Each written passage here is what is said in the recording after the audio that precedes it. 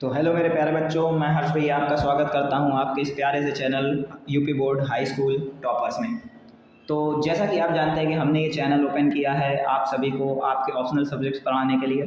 आप जानते हैं कि यूपी बोर्ड के बाकी सब्जेक्ट्स पढ़ाने के लिए यूट्यूब पर बहुत सारे टीचर्स हैं, बट हमारा ये ऑप्शनल सब्जेक्ट जो कि ऑलरेडी 100 नंबर्स का ये भी आता है, इसको कोई नहीं पढ़ाता। हमने अपना ये चैनल इसी चीज़ को पढ़ाने के लिए स्टार्ट किया है। तो उसी में से हमारा सब्जेक्ट है कॉमर्स, जिसे हम बोलते हैं वाणिज्य।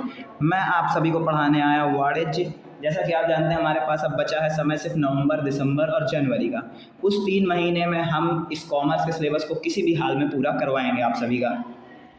तो आज मेरी ये वीडियो आई है कि हमें क्या क्या पढ़ना है इस साल कॉमर्स के सिलेबस में, ये बताने के लिए।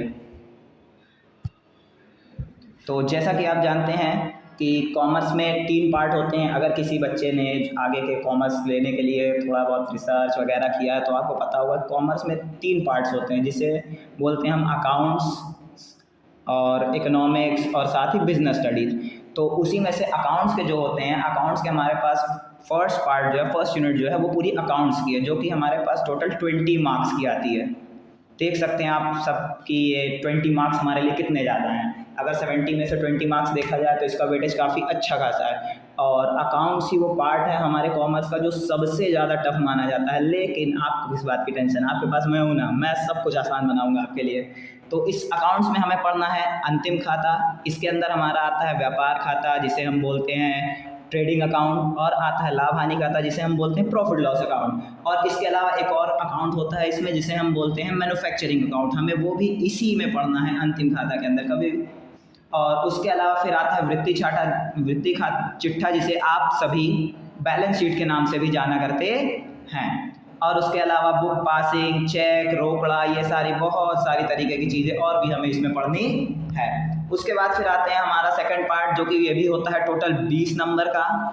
ये भी हमारा 20 नंबर का होता है। इसे हम बोलते हैं बिजनेस स्टडीज, और हिंदी में बोले तो व्यवसायिक अध्ययन। इसमें हमारा नस्तीकरण, अनुक्रमण और संदेहवाद प्रणाली, मतलब कि देखो, जो कॉमर्स का तुम्हारा बोला जाए तो थ्योरी वाला पार्ट है वो यही होता है कि बैंकिंग वगैरह किस तरीके से होती है, व्यापार में फुटकर व्यापार क्या होता है, और उसके अलावा थोक व्यापार क्या होता है। इन सारी चीज़ों को हमें किस में पढ़ना है, व्यवसायिक अध्ययन में। किस में पढ़ना है बच्चों, व्यवसायिक अध्ययन में।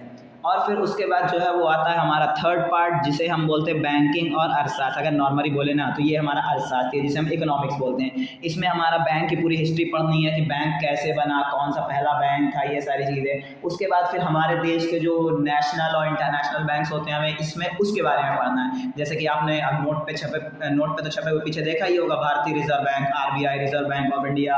और उसके अलावा स्टेट बैंक का भी नाम सुना होगा आपने। और इसी तरीके और भी जो प्राइवेट और सरकारी बैंक्स हैं, हमें उसके बारे में भी इसी चैप्टर्स में पढ़ना है। और उसके अलावा फिर व्यय क्या होता है, बचत क्या होता है, ह्रास नियम, और इकोनॉमिक्स में भाई अर्थशास्त्र जो होता है ना, कि मतलब कैसे अर्थव्यवस्था हमारी चल रही है, इससे सारे रिलेटेड बहुत सारे नियम कानून हमें इसमें पढ़ना होता है।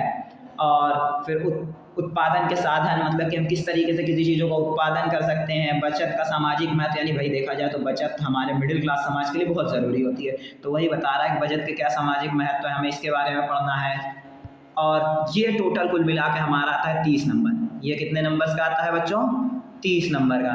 तो जैसा कि आप देख सकते हैं कि पहला अकाउंट्स का पार्ट जो है वो 20 नंबर का आता है। उसके बाद फिर हमारा है दूसरा बिजनेस स्टडीज़, ये भी टोटल 20 नंबर का आता है।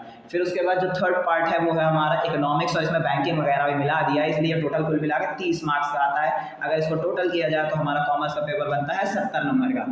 और फिर बाकी हमें पता है कि 30 हमें इंटरनल मार्क्स मिलते हैं, तो उसको कुल मिला के हमारे 100 नंबर तैयार हो जाते हैं। तो आप देख सकते हैं भाई ये भी 100 नंबर का पेपर बनता है, तो इसको हम हल्के में लेके बिल्कुल नहीं चल सकते।